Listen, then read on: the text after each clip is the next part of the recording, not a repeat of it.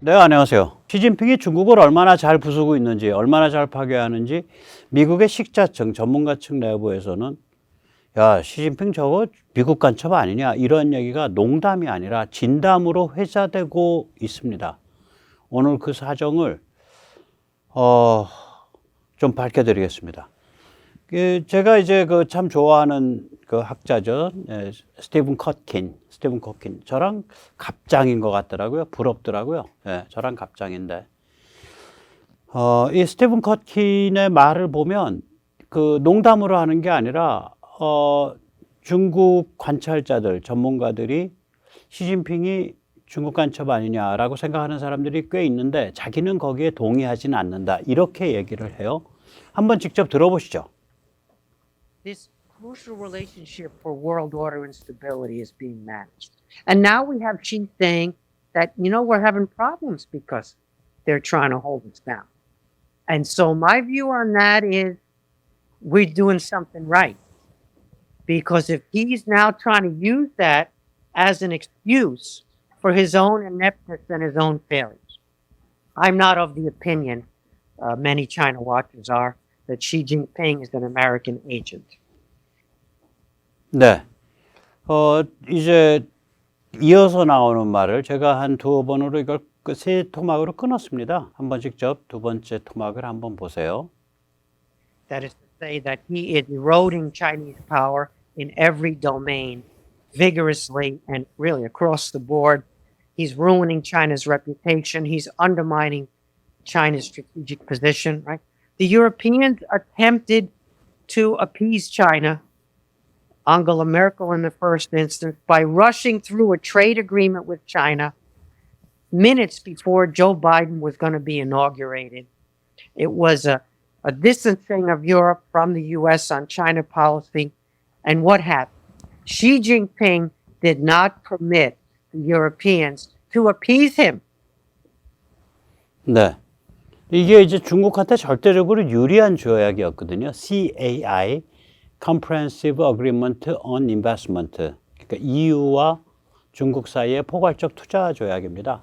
이게 이제 그러니까 미국 대선 끝나고 트럼프가 안 되고 이제 바이든이 됐는데 아직 바이든은 취임하지 않았던 2020년 12월 말에 서둘러서 합의를 했어요. 그래 놓고 이제 그 다음에 봄에 2021년 봄에 EU 의회에서 통과돼야 되는데 그 사이에 시진핑이 EU 주요 인사들에 대해서 제재를 가한 거예요. 중국의 인권에 대해서 왈가왈부한다고. 그래서 한 통 다 깨져버렸죠. 그래서 2021년 봄에 이게 통과가 못 됐습니다. 이제 그 사정을 이야기하고 있는 거죠. 그 다음에 이제 세 번째 꼭지 들어보십시오. Europeans to appease him at the expense of the Americans. He undermined the Europeans' attempt to undercut the Biden administration before it was even in power. And I look at that and I say, oh my God, sure, I understand why you think he's an American agent, that he's doing our work for us. 예. 그러니까 그 행보가 앞뒤가 전혀 안 맞는 거예요. 시진핑의 지금 행보를 보면 지금 포커스가 미국이 미중 대립에 불을 지르고 있는 상태에서 중국은 EU와 손을 잡아야 되는데 그러면 일단 EU와 손 잡는 것에 포커스를 맞춰야 되는데 그것과 상관없이 그냥 EU 제재해버리고 EU 주요 인사들 막 저지르는 거예요. 그럼 이게 뭘 하자는 건지. 제가 그 중국의 지금 문제가 이게 포커스가 없이 마치 그냥 막 산탄총을 막 깔기고 새가 똥을 찍찍 싸고 다니는 그런 형상이 되어버렸어요. 중국의 지금 행보를 보면. 오늘 그 얘기입니다. 그래서 이제 그 시진핑이 이제 그 저거가 됐을 때 다시 그러니까 이제 그 공산당 그러니까 2022년 말이죠. 예, 전당대회에서 이제 그 다시 사면임 쪽으로 결정이 됐을 때 뉴욕 타임스가 Thank you, 시진핑. 진평아 고맙다라고 그때 칼럼을 실었던 거죠. 네, 여기서 잠시 세뇌 탈출 자유구독료 부탁 말씀 올리고 진행하겠습니다. 아시다시피 세뇌 탈출은 광고가 잘 붙지 않습니다. 붙더라도 천천히 붙는 경향이 있습니다. 도와주시면 보다 좋은 컨텐츠로 찾아뵙는데 커다란 힘이 되겠습니다. 감사합니다. 자, 이제 제가 조금 전에 말씀드렸죠. 마치 뭐 새가 똥을 여기저기 찍찍 갈기고 날아다니는 것 같은, 혹은 산탄총을 허공에 대고 막 쏘는 것 같은, 전혀 포커스가 맞지 않는 이상한 짓을 막 저질러요.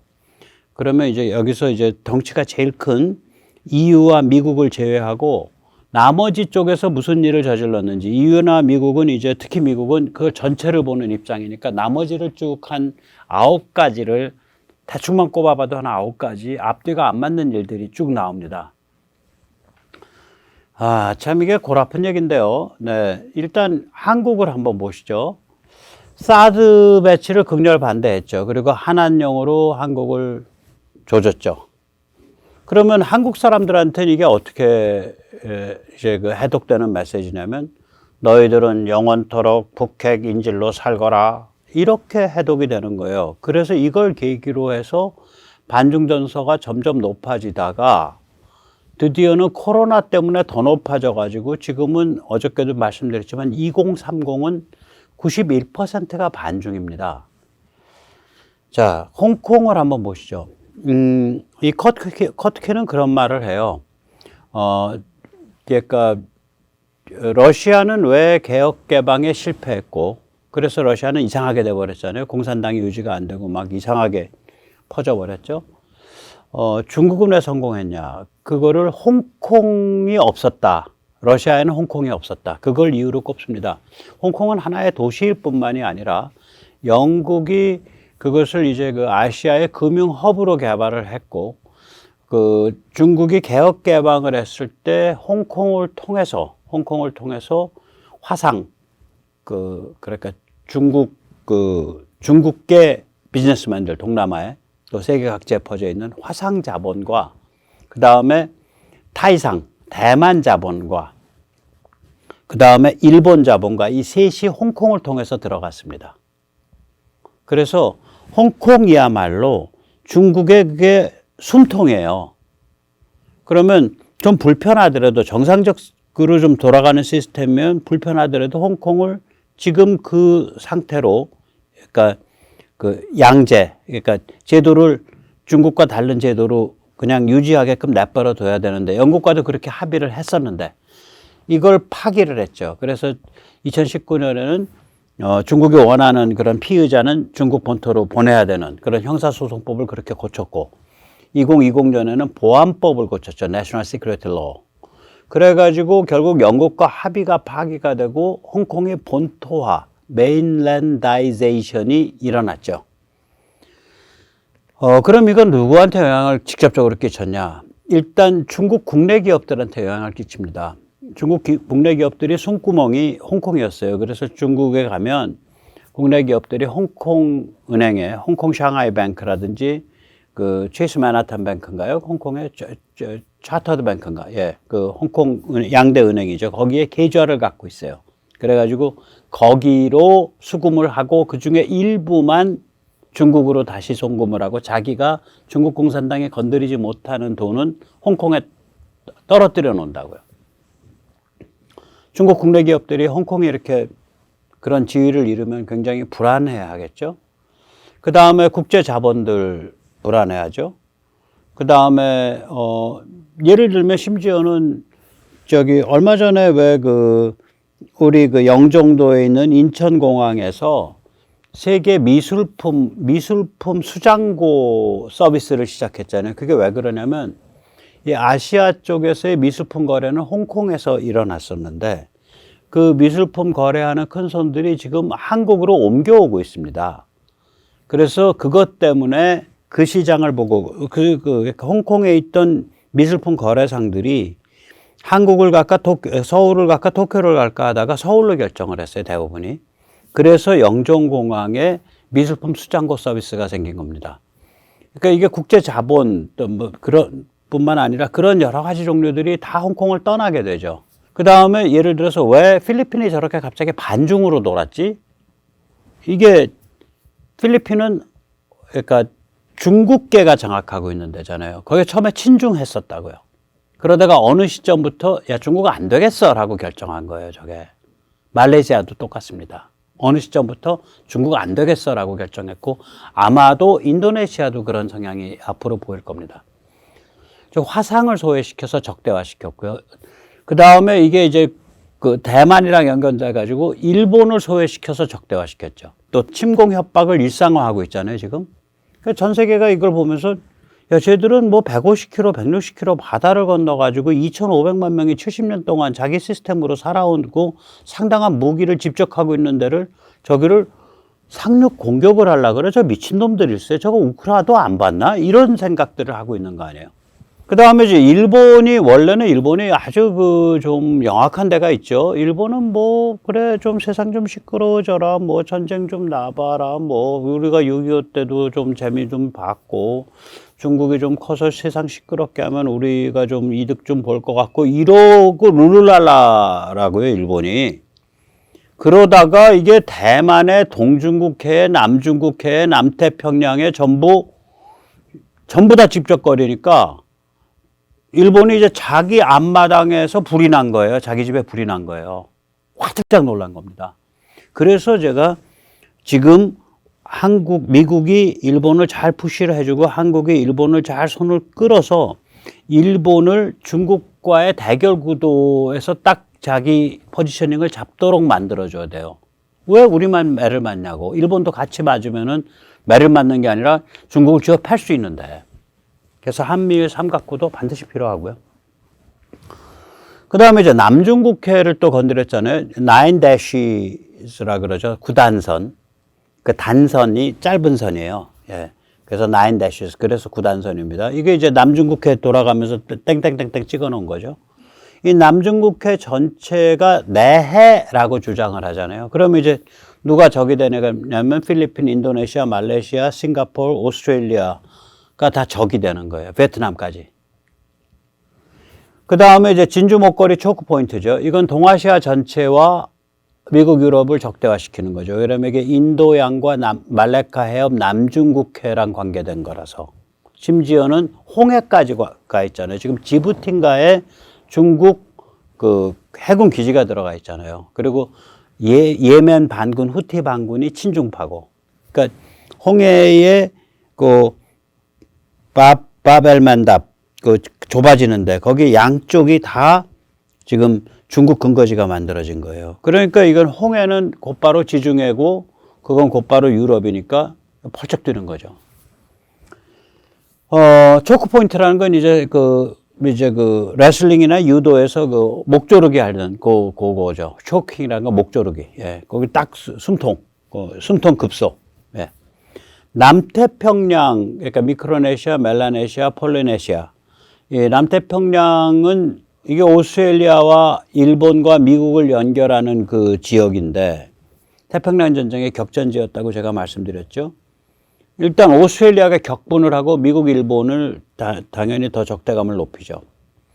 거기다 중동 아랍을 찝쩍거리니까 이제 유럽이 펄쩍 뛰는 거죠. 야, 거기 다 우리가 다 공들였던 데야. 근데 네가 왜 와서 갑자기 중동 아랍에 와서 네가 다 거기 맹주 노릇하려 그래? 거기 인마 석유 우리도 갖다 써, 인마 가스 우리도 갖다 쓰고. 완전히 적대시 되고 경계심을 갖게 되는 거예요, 저게. 그 다음 러시아와 밀어를 하니까 세계 전체 특히 유럽이 적대시 되죠. 그래서 이것을 주마간상격으로 한 번씩 다시 살펴보겠습니다. 이게 지금 9개예요. 이 하나하나가 굉장히 무거운 건데 그 중에 하나만 공을 들여도 충분한데 9개를 동시다발적으로 공중에 대고 산탄총을 쏜 거예요. 그럼 뭐가 되겠냐고 저게. 참나. 국내는 국내대로 그러고. 이게 그 우리 사드인데, 예, 그 너희는 영원토록 핵 인질로 살아라 이 소리잖아요. 사드를 갖다가 이제 배치하는 거를 가지고 난리를 부리면. 그러니까 사드 배치를 난리를 부리려면은,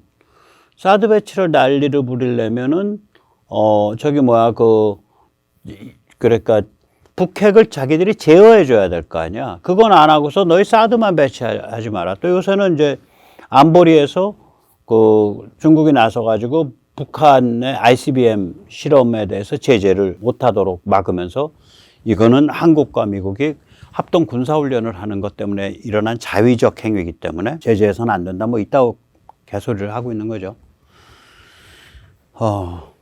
그리고 그 방법이 어떻게 그 한국의 이제 그 말하자면 그 한류라든지 기업이라든지 이런 거를 때려잡는 방법으로 나오니까 이게 얘들 뭐 하자는 거야? 이제 이렇게 되는 거죠. 그 다음에 이제 홍콩 본토화 이것도 이제 영국과 파기를 하면서 이 중국 공산당 체제의 숨구멍이었는데 그 홍콩이 아까도 말씀드렸지만 그게 개혁 개방을 할 때 거기가 국제 자본이 들어가고 화상 자본 들어가고 대만 자본 들어가고 일본 자본이 들어가는 통로고요. 세계적인 그 사상가인 커티니 같은 사람은 러시아가 개혁 개방에 실패하고 결국 나라라는 간판만 걸은 그 주유소, 정유소, 유정 회사가 돼버린 러시아는 국가라는 게 아니잖아요. 그런 꼴이 되고 중국은 그래도 공산당이 유지가 되고 나라 꼴이 유지된 거는 홍콩의 존재 때문이었다라고 하는데 홍콩을 저렇게 망쳐버렸단 말이에요. 그러면 이제 천지사방으로 저 홍콩과 관련된 모든 사람들이 다 적대화되고 특히 대만이 저것 때문에 대만이 완전히 이제 그 반중 분위기가 이기는 민진당 쪽이 득세하는 그런 분위기로 갔죠. 예. 그래서 이제 2024년에 대만 이제 그 대통령 선거가 되는데 요번에 이제 그 민진당의 후보가 뭐 족탈불급으로 지금 현재까지는 유리하거든요. 근데 저 사람은 이제 하버드대 의대 나온 사람이죠. 라이칭더 제가 한번 소개를 했었죠. 대만 독립을 공공연하게 주장한 사람인데 요새는 이제 대만 독립을 공식화할 필요 없다. 이미 우린 독립해 있기 때문에 뭐 이 정도로 물러서 있어요. 아주 뭐 이제 그런 사람이란 말이죠. 이게. 그래서 이런 사람들이 이게 지금 차이 잉원보다 훨씬 더 강경해요. 이제 이런 사람들이 대만 대통령이 되고 대만 정치를 주름잡게 되는 현실로 자꾸 흘러가는 거예요. 대만의 이제 비극이라 그럴까 좀 이상한 아이러니는 반공 계엄 독재를 하던 국민당이 1980년대 중반까지 반공 계엄 독재를 했죠. 갑자기 종중 간첩 소굴화 되어버리잖아요. 그러니까 우리로 치면 하나회가 통진당이 된 거예요. 하나회 군부가. 말이 안 되죠. 그리고 하나회 군부의 외곽 조직이 박정희 기념사업관이고 그게 통진당 간첩들의 소굴이고 뭐 그런 거랑 비슷한 거예요. 예를 들면 우리로 치면 그런 일이 발생한 거예요. 대만에서. 그게 이제 정상화되고 있는 거죠, 지금. 그래서 국론이 완전히 갈려 있습니다, 거기. 예. 그 다음에 이제 이렇게 이제 대만을 침공하겠다. 그 다음에 뭐 남중국해도 우리 거다. 뭐 동중국해도 우리 거다. 뭐 한국도 너희는 핵인질로 살아라. 이러고서 이제 난리를 부리고 북한은 계속해서 도발을 하니까 이제 일본이 그전까지 룰루랄라 하다가 이제 펄쩍 뛴 거죠. 근데 일본이 나서게 되면 중국의 태평양 진출 통로가 막힙니다. 저 미야코 섬의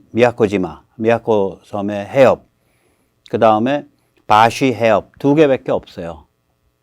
이 국제 영해로 인정되는 통로는 중국에서 태평양을 나오는 통로가 저 2개밖에 없습니다.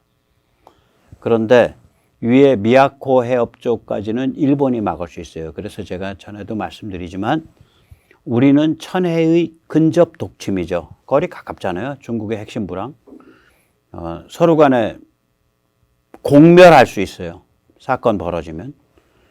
일본은 천혜의 해양 봉쇄입니다.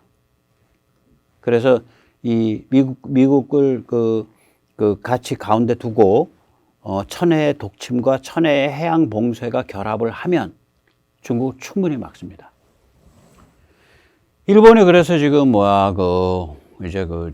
방위비를 그러니까 국방비를 이제 어마무시하게 늘리겠다 그러고 2022년도에 한 23% 올렸을 거예요. 국방비 진출을. 이제 퍽퍽퍽퍽 올라가고 있죠. 그래서 앞으로 한 4, 5년 사이에 기존보다 한 2배까지 늘린다 그러니까 이제 우리보다 국방비 지출이 한 배 반 이상, 2배 가까이 많아질 거예요. 2배 이상 많아질 거예요, 일본이.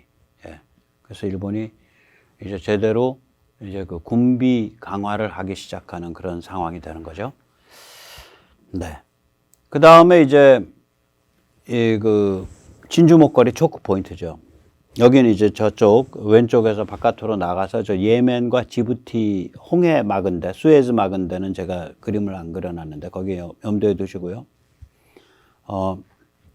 파키스탄 과다르 지금 여기 데모 많죠. 저희 과다르가 공산주의, 사회주의 혹은 민초 조직이 굉장히 강한데 그래서 그 저기 그 과다르항의 그 보상 문제 뭐 이런 걸 둘러싸고 지금 중국의 과다르항 개발에 반대하는 그 시위 민초 운동이 무지하게 활발합니다. 그 다음에 이제 스리랑카 이제 한바토타항 먹으려고 그랬는데 스리랑카 완전히 이제 반중으로 돌아섰죠. 과다르는 지금 말씀드린 대로 그러니까 굉장히 전투적 민원, 전투적 민초 저항이 있고요. 그 다음에 이제 벵글라데시의 치타공을 먹으려고 그랬어요. 벵글라데시의 최대 항구 중에 하나죠. 치타공. 그런데 벵글라데시가 마지막 순간에 친인도로 돌았죠. 그래서 저거 놓쳤습니다. 그러고 나면 이제 미얀마인데 미얀마는 저거 먹어봐도 소용이 없는 게 저 미얀마 저 그 항구에서 그 운남 넘어가는 데가 너무 가팔러 가지고 경제성이 없어요. 그리고 이제 말레이는 아직까지 안 내줬고요. 이제 그 캄보디아가 뭐 항구를 내준다 만다 하는데 거기도 이제 캄보디아까지 중국이 거치려면 그 베트남 눈치 봐야 되거든요. 라오스 거쳐야 되고 다시 캄보디아를 내려가서 가야 되니까 베트남 입장에서는 캄보디아는 자기들 앞마당이라고 생각하고 중국은 캄보디아는 자기들 속국이라고 생각을 해요. 그래서 저것도 굉장히 그 심각한 문제죠. 그래서 이제 말라카 해협을 노려다보고 있는 거고요. 그 다음에는 이제 해남도 그 다음에 이제 이렇게 돼가지고 이제 그런 그 진주 목걸이 초크 포인트로 자기들이 전 세계 바다에 뭐 한 이제 그 뭐 한 말하자면 인도양 저기 그 아프리카 동아프리카에서부터 이제 그 타이완 앞바다까지 다 이제 자기들 거다 뭐 이렇게 이제 얘기를 하는데 이게 그러니까 샌프란시스코 글로벌리즘, 냉전 글로벌리즘 이래로 그때부터 자리 잡아온 자유항행, 자유무역 원칙을 정면으로 깨고 미국이 보장하고 있는 해양경찰 지위를 정면으로 깨는 거거든요. 이게 미국의 해양경찰, 글로벌 해양경찰 지위를 정면으로 깨는 거라서 이거는 뭐하러 이런 짓을 하는지 참 그 뇌 구조가 궁금합니다. 뇌를 좀 MRI를 찍어봐야 될 것 같아요. 예, 중국 공산당 그 간부들, 인민해방군 간부들 붙잡아서.